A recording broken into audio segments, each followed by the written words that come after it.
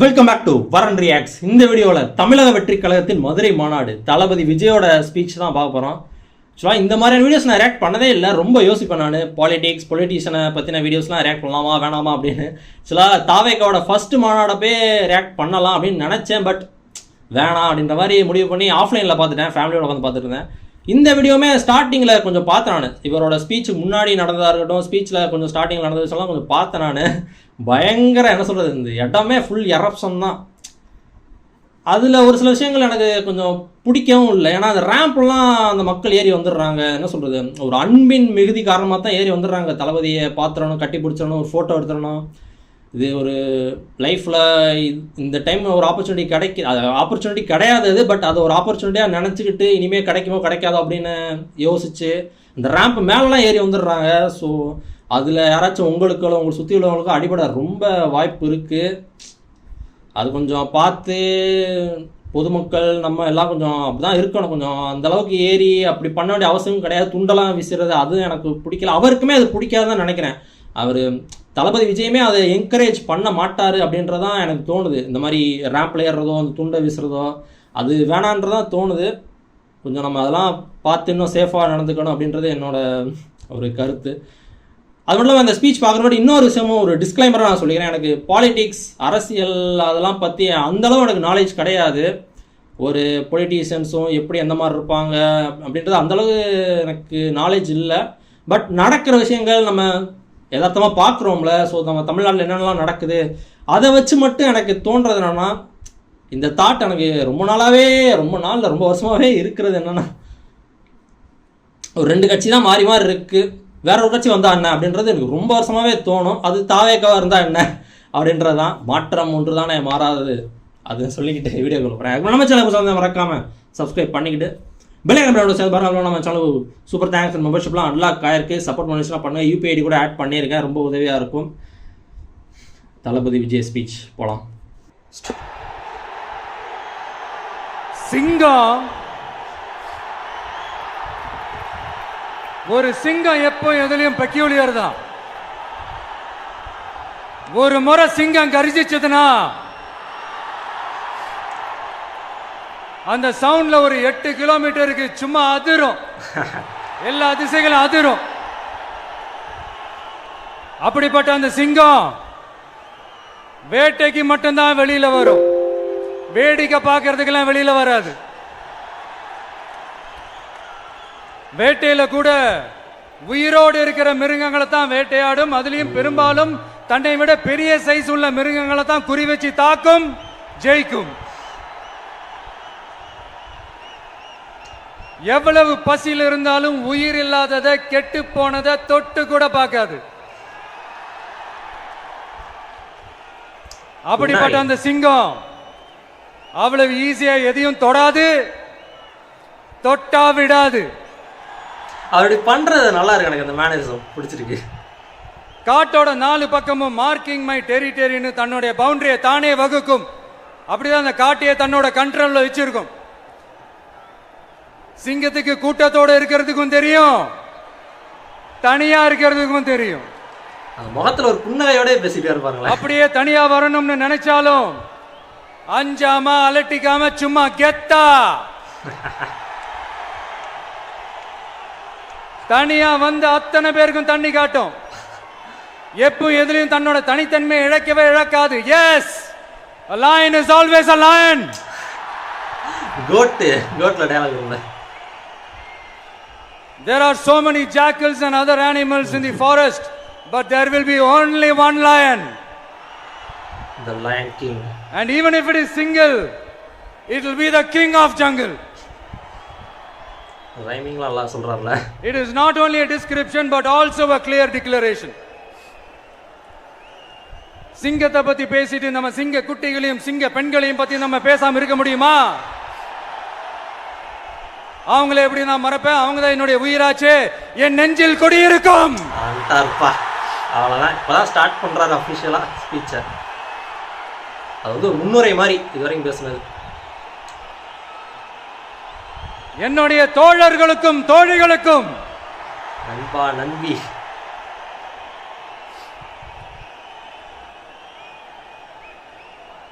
நேர்ல வர முடியாத சூழல்ல வீட்ல இருந்துகிட்டே நம்மளோட இந்த மாநாட்டுல நேரலை வாயிலாக கலந்துகிட்டு இருக்கிற என்னுடைய அம்மாக்கள், அக்கா தங்கைகள், அண்ணன் தம்பிகள், நண்பர்கள் அனைவருக்கும் என்னோட உயிர் வணக்கம்.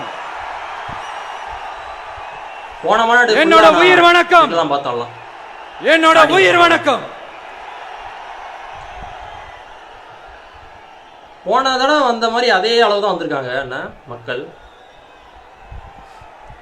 வீரம் விளையும் மாமதுரை மண்ணை வணங்குகிறேன். 100 கிலோமீட்டர் தான் எங்க வீட்டுல. மதுரைனாலே உடனே ஞாபகத்துக்கு வரது சீறி பாஞ்சி துள்ளி குதிக்கிற யாருக்கும் அடங்காத காளைகள் விளையாடுற அலங்காநல்லூர் ஜல்லிக்கட்டு தான். நம்ம வைகை ஆறு தான். அழகர் ஆத்துல இறங்குற வைபவம். மதுரை மீனாட்சி அம்மன். இந்த மண்ணோட உண்மையான குணம் உணர்வு பூர்வமான மண் இது. அது மட்டும் இல்ல, இந்த மண்ணில் வாழ்ற மக்களும் அப்படித்தான் உணர்வு பூர்வமான ஆளுங்க. நான் இந்த மண்ணில் கால் எடுத்து வச்ச உடனே ஒரே ஒருத்தரை பத்தி தான் மனசுக்குள்ள ஓடிக்கிட்டே இருந்தது. அவர் யாருன்னு உங்களுக்கும் தெரிஞ்சிருக்கும். சினிமானாலும் சரி, அரசியல்னாலும் சரி, நமக்கு ரொம்ப ரொம்ப பிடிச்சது புரட்சி தலைவர் எம்ஜிஆர் அவர்கள் தான். அவரோட பழகிறதுக்கு எனக்கு வாய்ப்பு கிடைக்கல. ஆனா அவரை மாதிரியே குணம் கொண்ட என்னுடைய அண்ணன் புரட்சி கலைஞர் கேப்டன் விஜயகாந்த் அவர்களோட பழகிறதுக்கு எனக்கு நிறையவே வாய்ப்பு கிடைச்சது. அவரும் இந்த மதுரை மண்ணை சேர்ந்தவர் தானே. அவரை மறக்க முடியுமா? கூட்டணி இருக்குமோ தேமுதிக? தமிழ்நாட்டு மக்கள் உணர்வுபூர்வமா உண்மையா நம்ம பக்கத்திலே நிக்கிறவங்க. அதுக்கு ஒரு மிகப்பெரிய அடையாளம் தான் இந்த மதுரை மண். நம்ம தமிழக வெற்றி கழகம் கையில் எடுத்திருக்கிற அரசியலும் அப்படித்தான். உண்மையான அரசியல், உணர்வு பூர்வமான அரசியல், நல்ல அரசியல், நல்லவங்களுக்கான அரசியல், நாட்டு மக்களுக்கான அரசியல், நல்லது மட்டுமே செய்யற அரசியல்.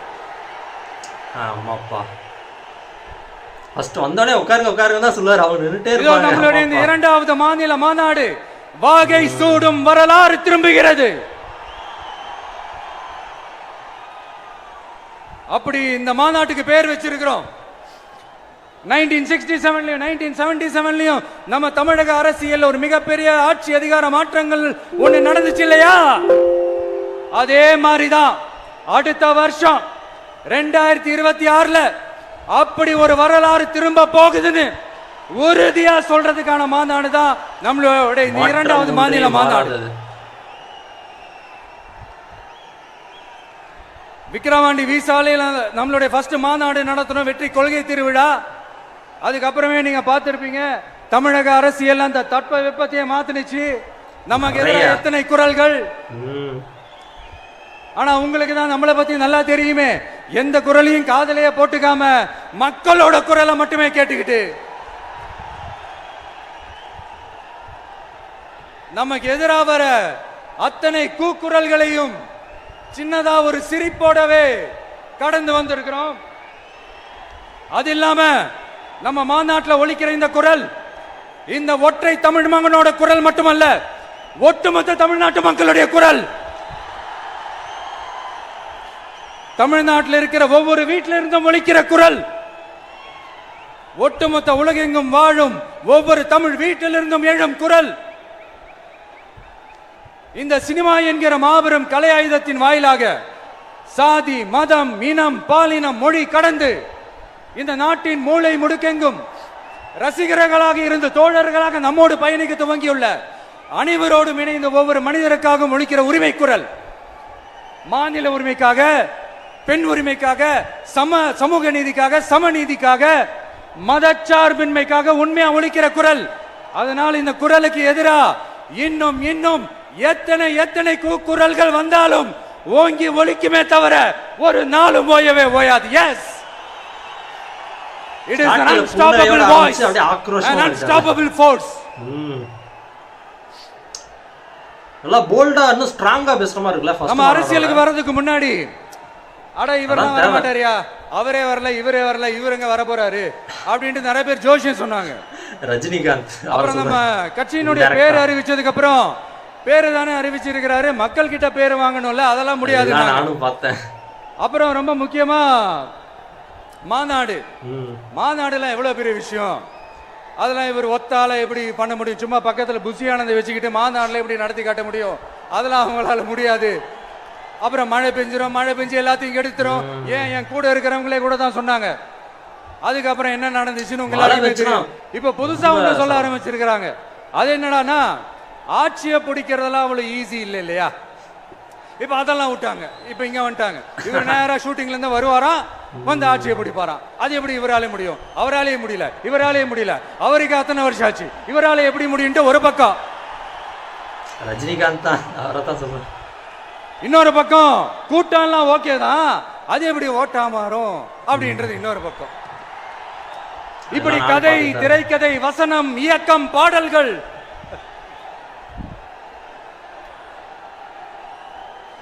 அதனால இந்த அரசியல் ஆய்வாளர்களுக்கு நான் சொல்றதெல்லாம் ஒன்னே ஒண்ணுதான், நல்லா கேட்டுக்கங்க.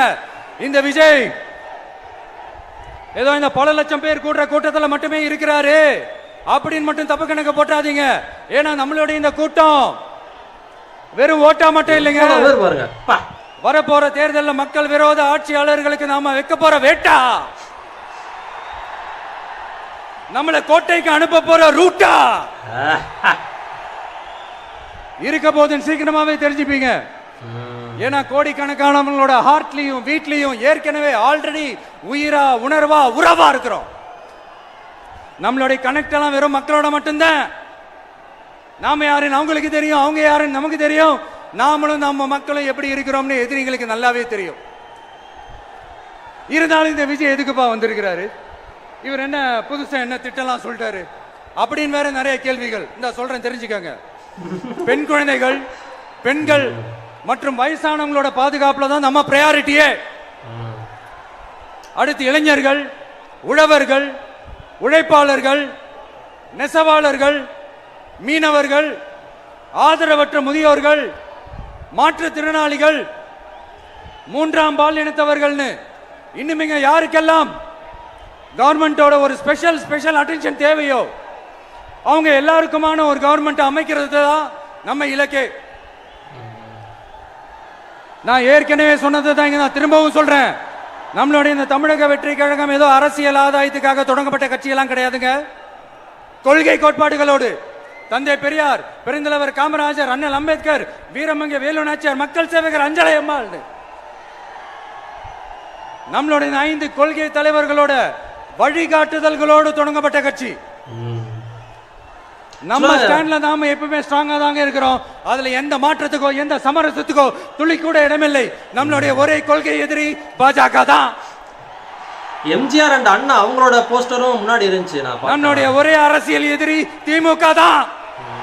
கொள்கை எதிரி அரசியல் எப்படி? நம்மளுடைய ஒரே கொள்கை எதிரி பாஜக, நம்மளுடைய ஒரே அரசியல் எதிரி திமுக. ஏதோ இந்த அண்டர் கிரவுண்ட் ஆதாயத்துக்காக டீல் போட்டுக்கிட்டு, டீல் பேசிக்கிட்டு, இந்த அலையன்ஸ் வச்சுக்கிட்டு இந்த ஊரை ஏமாத்துற கட்சி எல்லாம் நம்ம டிவிக்கே கிடையாதுங்க. யாருக்காகவும் எதுக்காகவும் எந்த பயமும் கிடையாது. மாபெரும் பெண்கள் சக்தி நம்மளோட இருக்கிறாங்க, மாபெரும் இளைஞர்கள் சக்தி நம்மளோட இருக்கிறாங்க, ஒட்டுமொத்த தமிழ்நாட்டு மக்களுடைய சக்தி நம்மளோட நிக்கிறாங்க. அப்படி இருக்கும்போது இந்தியாவில் இருக்கிற எல்லா ஸ்டேட்லயும் வாழ்ற நம்ம தமிழ் நெஞ்சங்கள் மட்டும் இல்ல, உலகம் பூரா 100க்கும் மேலான நாடுகள்ல வாழ்ற நம்ம தாய் தமிழ் உறவுகள் எல்லாருமே என்ன விஜய் தளபதி விஜய் இல்லனா விஜய் தளபதி அண்ணா எம்ஜிஆர் இப்படி சொந்தம் கொண்டாடுற கோடிக்கணக்கானவங்களோட அன்பு மாசியம் நம்மளோட இருக்கும்போது, இவங்க எல்லாருமே நம்மளோட நிற்கும் போது எதுக்குங்க இந்த பாசிச பாஜகவோட நேரடி கூட்டணியோ இல்ல மறைமுக கூட்டணியோன்னு உறவு வச்சுக்க? நாம என்ன உலகமாக ஊழல் கட்சி என்ன? வேற எந்த கட்சியுமே அண்ணாவோட எம்ஜிஆரோட போஸ்டர் எதுவும் வச்சதுல தானே ஃபர்ஸ்ட் டைம் உங்க டிவிக்கு வைக்கிறாங்கன்னு நினைக்கிறேன். இவங்க சின்னதா ஒரு உண்மை ஒண்ணு சொல்லலாமா? அவங்களோட போட்டோஸும் என்னடா இவர் வாயால இப்படி சொல்றாருன்ட்டு யாரும் தவறா நினைச்சுக்க வேணாம். ஏன்னா இது ஒரு விதத்துல ஒரு ஃபேக்டும் கூட. அதனால தான் நான் சொல்லணும்னு ஆசைப்படுறேன். நம்ம யார் தெரியும்ல? நாம எல்லாருமே சொல்றேன், நாம யார் தெரியும்ல? இந்தியாவின் மாபெரும் மக்கள் சக்தி கொண்ட ஒரு மகத்தான வெகுஜன மக்கள் படை.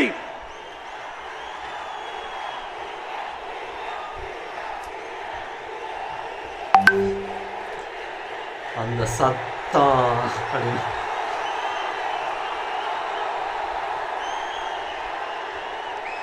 அதனால நம்ம தலைமையில நாம் அமைக்க போற இந்த உண்மையான மக்களாட்சிக்கான அச்சாரமாக மாபெரும் மக்கள் சக்தியை அணி அணியாக நம்மளோட திரண்டு நிக்கிறப்போ இந்த அடிமை கூட்டணியில சேர வேண்டிய அவசியம் நமக்கு இருக்குங்க. நம்மளுடைய இந்த கூட்டணி சுயமிழந்த கூட்டணியெல்லாம் இருக்காது, சுய மரியாதை கூட்டணியா தான் இருக்கும். இந்த ஒரு பக்கம் RSS கிட்ட அடிபணிஞ்சுக்கிட்டு இன்னொரு பக்கம் மதச்சார்பற்ற கூட்டணின்னு இந்த மக்களை ஏமாத்துற கூட்டணியெல்லாம் நம்ம கூட்டணி இருக்காது.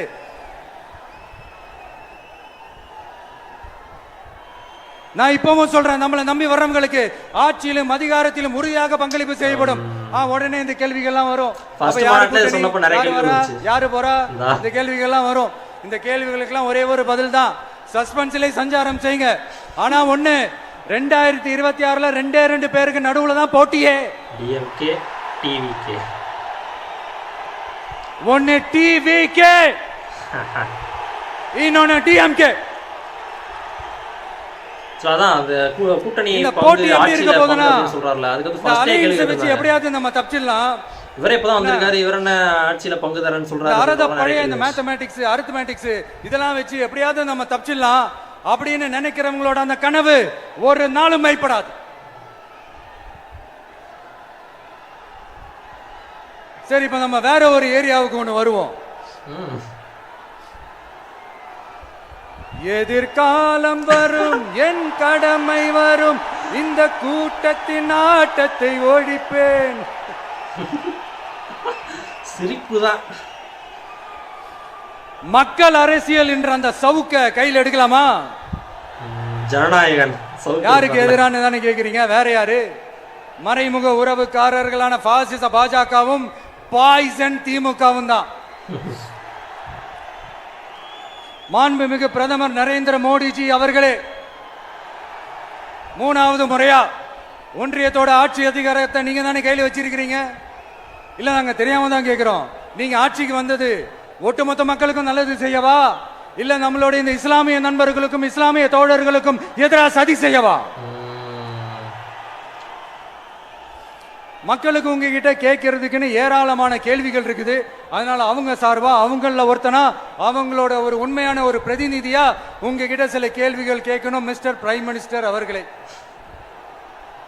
நம்ம தமிழ்நாட்டு மீனவர்கள் கிட்டத்தட்ட ஒரு 800 பேருக்கு மேல இலங்கை கடற்படையால தாக்கி அழிக்கப்பட்டிருக்கிறாங்க. அதை கண்டிக்கிறதுக்காக உங்களை பெருசா எதுவும் செய்ய சொல்லல, சின்னதா ஒண்ணு மட்டும் செஞ்சு கொடுங்க. இனிமேலாச்சும் எங்களுடைய மீனவர்கள் பாதுகாப்பா இருக்கிறதுக்காக இந்த கச்சத்தீவை இலங்கை கிட்ட இருந்து மீட்டு கொடுத்துருங்க, அது போதும். உங்களுடைய இந்த முரட்டு பிடிவாதத்தால நீங்க நடத்துற இந்த நீட்டு தேர்வு, அதனால இங்க என்னென்ன நடக்குதுன்னு சொல்றதுக்கே மனசு வலிக்குது. அதனால அந்த நீட்டு தேர்வு தேவையில்லைன்னு அறிவிச்சிருங்க, அது போதும். செய்வீர்களா திரு நரேந்திரபாய் தாமோதர் மோடிஜி அவர்களே? மோடி அவர் ஆட்சி காலத்துல என்ன நடந்துச்சோ இல்லையா, என்னென்ன தேவையோ என்னென்ன நல்லதோ அதெல்லாம் செய்ய மாட்டேங்கிறீங்க. கையில வச்சுக்கிட்டு மக்களை நேரடியாக ஒரு பாசிச பாஜக அடிமை கூட்டணி ஒண்ணு. அடுத்து உங்களோட இந்த மைனாரிட்டி ஆட்சியை ஓட்டுறதுக்காக மறைமுகமாக RSS அடிமை குடும்பம்னு இன்னொரு கூட்டணி. இப்படி மக்கள் சக்தியே இல்லாத இந்த ஊழல் கட்சிகளை மிரட்டி அடிபணிய வச்சு 2029 வரைக்கும் சொகுசு பயணம் போயிடலாம்னு திட்டம் தீட்டி வச்சிருக்கிறீங்க. அதானே ஜி? என்ன ஜி? ஒண்ணு மட்டும் சொல்றேன், தெரிஞ்சுக்கங்க. என்னதான் நீங்க இந்த நேரடி மறைமுக கூட்டணின்னு குட்டிகரணம் போட்டாலும் தாமரை இலையில தண்ணியே ஒட்டாது. தமிழக மக்கள் மட்டும் எப்படி ஒட்டுவாங்க?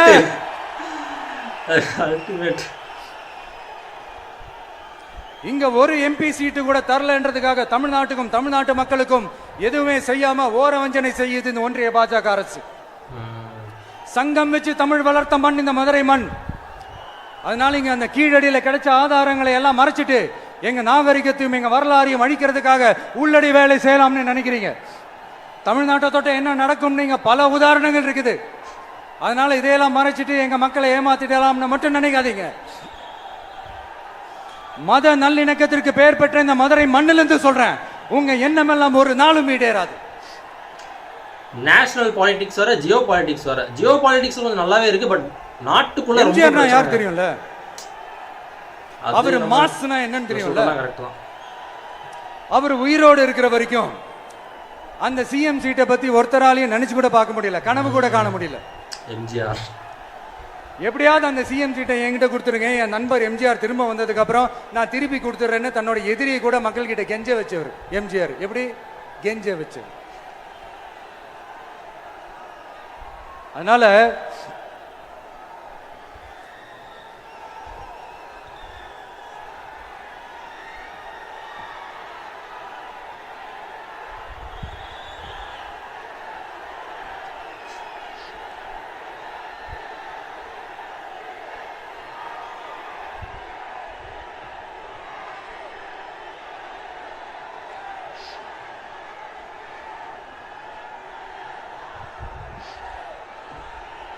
பார்க்கிங் பின்னாடி. ஆனா இப்போ அவர் ஆரம்பிச்ச அந்த கட்சியை, எம்ஜிஆர் அவர்கள் ஆரம்பிச்ச அந்த கட்சியை கட்டி காக்கிறது யாரு? இன்னைக்கு அந்த கட்சி எப்படி இருக்குது அதை நான் சொல்லிதான் உங்களுக்கு தெரியணுமா? அப்பாவி தொண்டர்கள் அதை வெளியில சொல்ல முடியாம வேதனையில தவிக்கிறாங்க.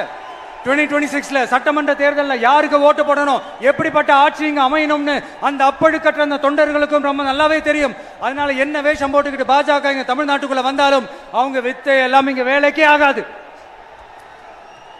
இப்படி பொருந்தா கூட்டணியா இந்த பாஜக கூட்டணி இருக்கிறதுனால இப்ப ஆட்சியில இருக்கிற இந்த வெற்றி விளம்பர மாடல் திமுக என்ன செய்துன்னு தெரியும்ல. பாஜகவோட உள்ளுக்குள்ள ஒரு உறவை ஒன்று வச்சுக்கிட்டு வெளியில எதிர்க்கிற மாதிரி ஒரு டிராமா ஒன்று பண்ணிக்கிட்டு, எதிர்கட்சியா இருந்தா போங்க மோடின்னு பலூன் விடுறது, ஆளுங்கட்சியா இருந்தா வாங்க மோடின்னு கொடை பிடிச்சுக்கிட்டு கும்பிடு போடுறது. இது மட்டுமா?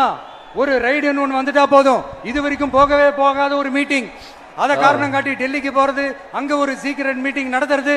நல்லா நோட் பண்ணணும் மக்களே, அந்த மீட்டிங் அப்புறம் இந்த இஷ்யூ அப்படியே காணாம போயிருக்குமே. அதேதான் Stalin uncle, what uncle is very wrong uncle. அவ்வளவுதான், அடுத்த டெம்ப்ளேட் மீம் டெம்ப்ளேட் தான். இப்படி தமிழ்நாட்டில் இப்ப நடக்கிற இந்த ஆட்சியினுடைய லட்சணத்தை பார்த்துக்கிட்டு நாம எப்படி சும்மா இருக்க முடியும்? ஒரு தவறு செய்தால், அதை தெரிந்து செய்தால், அவர் கபட நாடக மு.க. ஸ்டாலின் அங்கிளாகவே இருந்தாலும் அங்கிள் உங்களுக்கு மனசாட்சின்னு ஒன்று இருந்துச்சுன்னா நாங்க கேட்கிற கேள்விகளுக்கு மட்டும் கொஞ்சம் பதில் சொல்லுங்க அங்கிள். நீங்க நடத்துற இந்த ஆட்சியில நேர்மை இருக்கா, நியாயம் இருக்கா, ஊழல் இல்லாம இருக்கா, சட்டம் ஒழுங்கு சரியா இருக்கா, பெண்களுக்கு பாதுகாப்பு இருக்கா, பொதுமக்களுக்கு பாதுகாப்பு இருக்கா, இயற்கை வளங்களுக்கு பாதுகாப்பு இருக்கா? சொல்லுங்க மை டியர் அங்கிள், சொல்லுங்க. அதான் டெம்ப்ளேட் தான். அடுத்து டாஸ்மாக்ல மட்டுமே இது வரைக்கும் 1000 கோடிக்கு மேல ஊழல்னு சொல்றாங்க. அதுல மட்டுமா தப்பு நடக்குது? வேற எதுல தான் நடக்கல? உலகத்திலே மிஸ்டர் கிளீன் ரெக்கார்ட்ஸ் எல்லாம் உங்களுக்கும் உங்க கூட இருக்கிறவங்களுக்கும் மட்டும்தான் அங்கிள் கொடுக்கணும். இத பார்த்து வாயே இல்லாத ஊரு கூட வயிறு வலிக்கு சிரிக்குது. பெண்களுக்கு 1000 ரூபாய் கொடுத்துட்டீங்கன்னா போதுமா அங்கிள்? அப்படியே அதை மூடி மறைச்சிடலான்னு பாக்குறீங்களா? படிக்கிற இடத்துல, வேலைக்கு போற இடத்துல, வெளியில போற இடத்துலன்னு அவங்களுக்கு பாதுகாப்பே இல்லைன்னு ஒட்டுமொத்த பெண்களும் கதறாங்க. அந்த கதறல் சத்தம் ஏதாவது உங்க காதுல கேக்குதா அங்கிள்? இதுல வேற உங்க அப்பான்னு கூப்பிடுறாங்கன்னு வேற சொல்றீங்க. What is this uncle? Is very very wrong uncle, is very very wrong. அதான் சீமான் சொன்னார்ல, அது அப்படியே அங்கிள் மாத்திட்டார். பெண்களுக்கு மட்டுமா பொய் வாக்குறுதி கொடுத்து ஏமாத்துறீங்க? அரசு ஊழியர்கள், ஆசிரியர்களை ஏமாத்துறீங்க, விவசாயிகளை ஏமாத்துறீங்க, பரந்தூர்ல பாதிப்பே வராதுன்னு சொல்லி ஏமாத்துறீங்க, மீனவர்களை ஏமாத்துறீங்க, போதைப் பொருள் கலாச்சாரத்தை ஒழிக்காம ஏமாத்துறீங்க. ஐயோ very very fast uncle, very very fast. விடமாட்டார் போலயே அங்கிள். ஜவார்களே எப்படி எப்படி கேட்டாலும் இவங்க கிட்ட இருந்து எந்த பதிலும் வர போறதில்லை. ஏன்னா இருந்தாதானே. இப்ப ஆட்சியில இருக்கிற நம்மளுடைய அங்கிள் பதில் சொல்றது இருக்கட்டும். மக்களை நீங்க சொல்லுங்க, நீங்க உண்மையை சொல்லுங்க. செய்வோம்னு சொன்னாங்களே, சொன்னதெல்லாம் செஞ்சாங்களா? அப்பான்றத இனிமே மறந்துடுவாங்க. சொன்னதெல்லாம் செஞ்சாங்களா? சத்தமா மை டியர் அங்கிள் கேக்குதா? மக்களோட சத்தம் கேக்குதா? செம்மங்க. இது வெறும் சாதாரணமான முழக்கம் தான். கூடிய சீக்கிரம் மக்களை போய் சந்திக்க போறேன், அவங்களோட மனசு விட்டு பேச போறேன். அதுக்கப்புறம் இந்த சாதாரணமான முழக்கம் இடி முழக்கமா மாறும். அத்தோட நிக்காது, அந்த இடி முழக்கம் தமிழ்நாட்டோட போர் முழக்கமா மாறும். அந்த போர் முழக்கம் உங்களை ஒரு நிமிஷம் கூட தூங்க விடாது. நடக்குதா இல்லையான்னு பாருங்க. என்னடா இவன் இவ்வளவு ஸ்ட்ராங்கா சொல்றானேன்னு பாக்குறீங்களா? எல்லாரும் கட்சி ஆரம்பிச்சதுக்கு அப்புறம் தான் ஒவ்வொரு வீட்டுக்குள்ளேயும் போறதுக்கு ட்ரை பண்ணுவாங்க. ஆனா நாங்க அப்படி இல்லை. ஒவ்வொரு வீட்டுக்குள்ளேயும் போனதுக்கு அப்புறம் தான் கட்சியாவே ஆரம்பிச்சிருக்கிறோம்.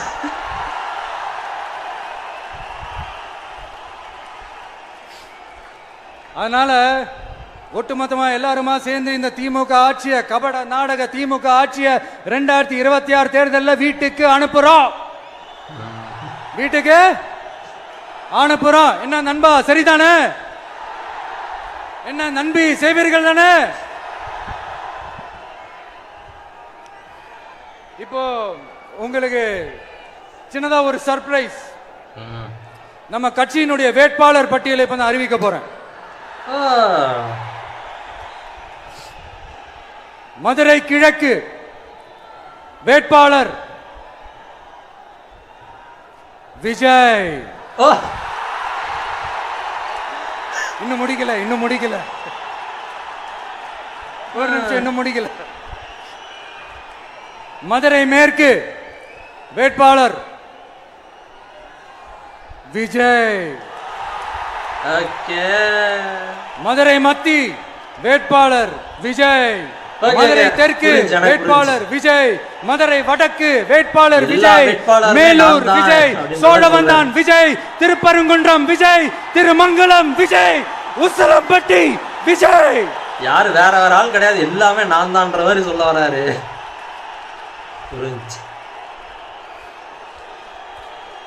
என்னடா எல்லா தொகுதியிலையும் ஒரே வேட்பாளர்னு பாக்குறீங்களா?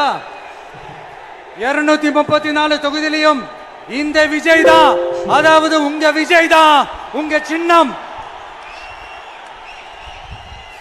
இன்னும் சிம்பிளா சொல்லணும்னா, உங்க வீட்டில் இருக்கிற ஒருத்தர் தான் வேட்பாளரா நிக்க போறாங்க.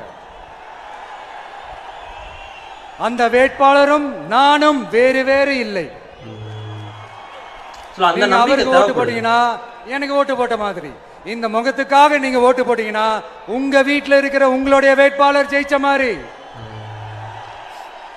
என்னடா இவர் ஏதோ ஓவரா சொல்றாருன்னு நினைக்க வேணாம். பிராக்டிக்கலா அப்படிதான் இருக்கும், அப்படிதான் இருக்கணும். நீங்களும் அப்படிதான் நினைப்பீங்கன்னு நான் நம்புறேன். ஏன்னா இது நம்மளை விட நம்ம எதிரிங்களுக்கு இன்னும் நல்லாவே தெரியும். அதனால எல்லா இந்த அதிகார பலம் எல்லாத்தையும் தூக்கிட்டு வந்துருவாங்க. வரட்டும், பாத்துக்கலாம். TVK will take it, TVK will meet it, TVK will compete with it and TVK will conquer it. TVK will conquer it.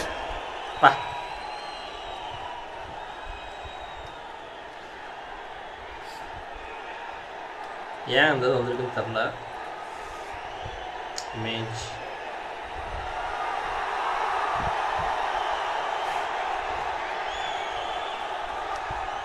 இந்த நேரத்தில் நம்ம மனசுல இருக்கிறத மக்கள் கிட்ட சொல்லி ஆகணும். தூத்துக்குடி ஸ்னோலினோட அம்மா என்ன அவங்களோட தம்பி, இன்னும் அவங்க பொண்ணுக்கு நான் தாய் மாமன்னு சொன்னாங்க.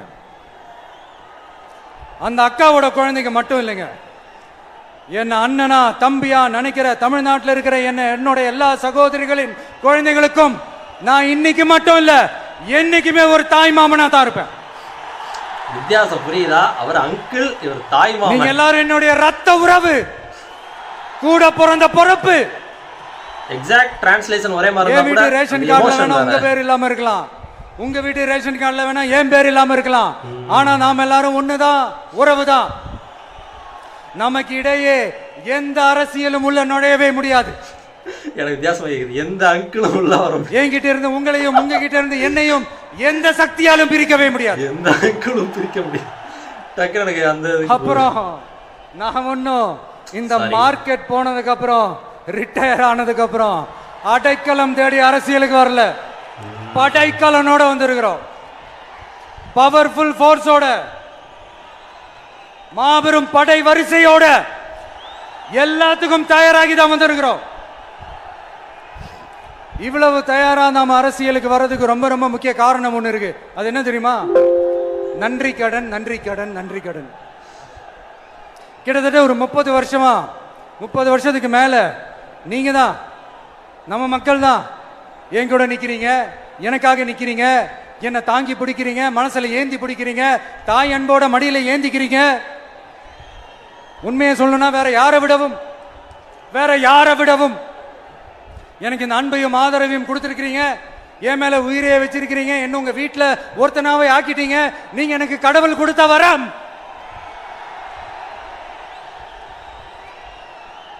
உலகம் பூரா நமக்காக நம்ம கூட நிக்கிற நம்ம மக்களை நான் எப்படி மறப்பேன்? நான் என் லைஃப்ல ரொம்ப உயிரா நினைக்கிறது பெண்களை, குழந்தைங்களை, இளைஞர்களை, உழைக்கிற மக்களை தான். இவங்க தான் நம்மளோட வகைரா. இத பார்த்து தான் நம்மளோட எதிரிகளுக்கு பத்தி எரியுது. அதுக்காக நாம என்ன செய்ய முடியும்? எதுவரை உட்காந்துருக்காங்க. அதனால நம்ம உறவுகளை, சொந்தத்தை, வகைராவை யாருக்காகவும் எதுக்காகவும் விட்டு கொடுக்க முடியாது இல்லையா? Here at this moment among this August gathering I want to open my heart and say I enjoy people, I respect people, I worship people.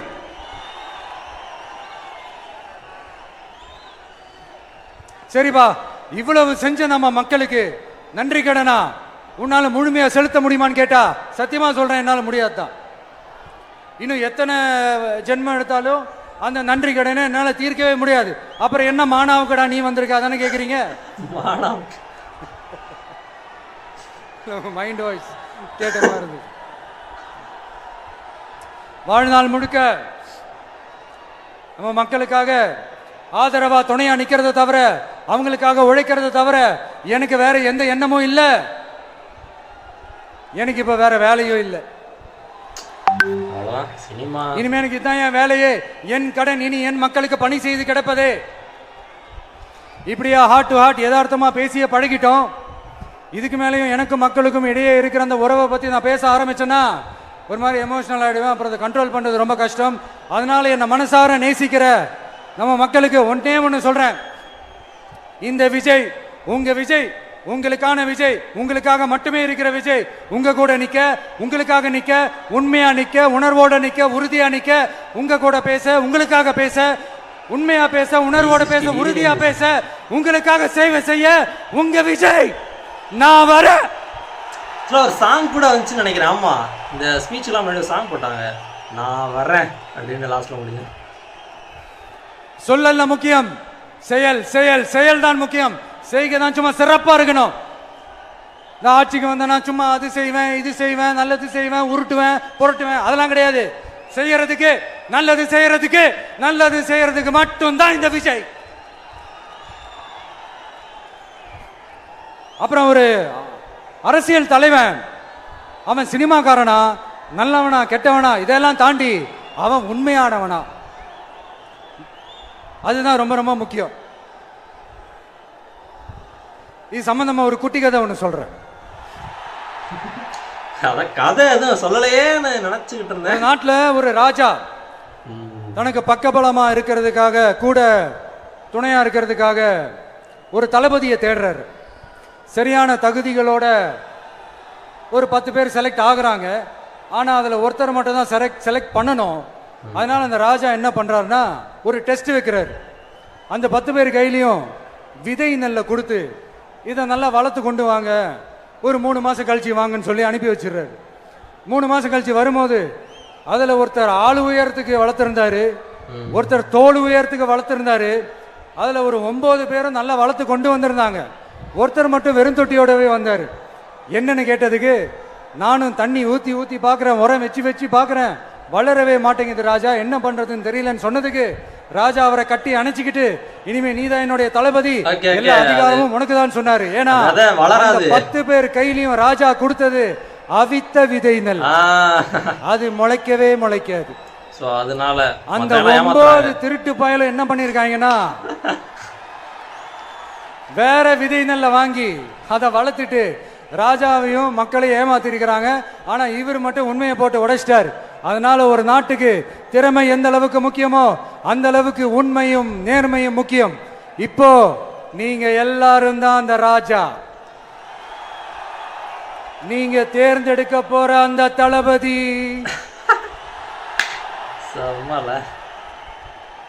கை தட்டினாதான் அந்த சத்தம். சும்மா சினிமாக்காரன் சினிமாக்காரன் சினிமாக்காரன்.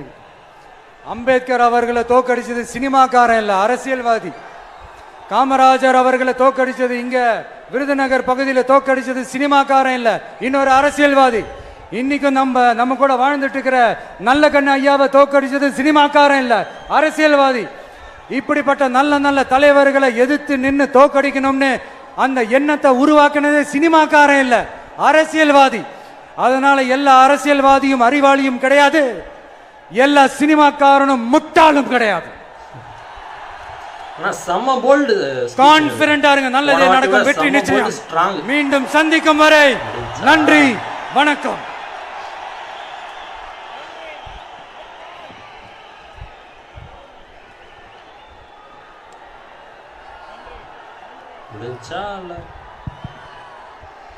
தமிழக வெற்றி கழகத்தினுடைய வெற்றி தலைவரின் வார்த்தைகள்.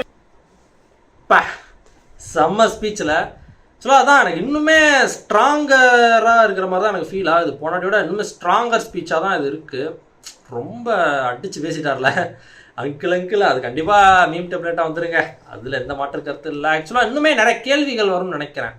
இந்த கவின் இஷ்யூ, அஜித்குமார் அந்த விஷயத்தை பற்றிலாம் பேசலை, பட் வாண்டடாக அவாய்ட் பண்ணியிருக்காங்களா இல்லை என்னன்னு தெரில. ஸோ கண்டிப்பாக அதை பற்றியும் கேட்பாங்க, ஏன் அதை பற்றி பேசலை அப்படின்ற மாதிரி கேட்க வாய்ப்பு. பட் தனியாகவே அதை பற்றி சொல்லியிருக்காரு. இந்த மாநாட்டில் கவின் இஷ்யூ பற்றி பேசினாரா என்னன்னு சரியாக தெரில, பட் அஜித்குமார் அந்த இதை பற்றி பேசினார். இந்த மாநாட்டில் ஏன் பேசலை அப்படின்ற கேள்விகள் வந்தாலும் வரும், அது தெரியலை அப்படின்னு. செம்ம ஸ்பீச்சுங்க. நீங்கள் 2026 யார் போட்டு விடுங்க அப்படின்றத கமெண்ட்டில் போடுங்க. டிவிக்கேனா டிவிக்கேன்னு போடுங்க, இல்லை மற்ற கட்சினா எந்த கட்சியோ அந்த இதை போட்டு விடுங்க. நான் செக் பண்ணி பார்க்குறேன் எந்த கட்சிக்கு அதே கமெண்ட்ஸ் வந்திருக்கு அப்படின்னு. மாற்றம் ஒன்றே மாறாதது. இதே மாதிரி வேறு ஒரு பார்க்குறேன். தேங்க்ஸ் ஃபார் வாட்சிங். இந்த like, share, comment and subscribe. வரேன்.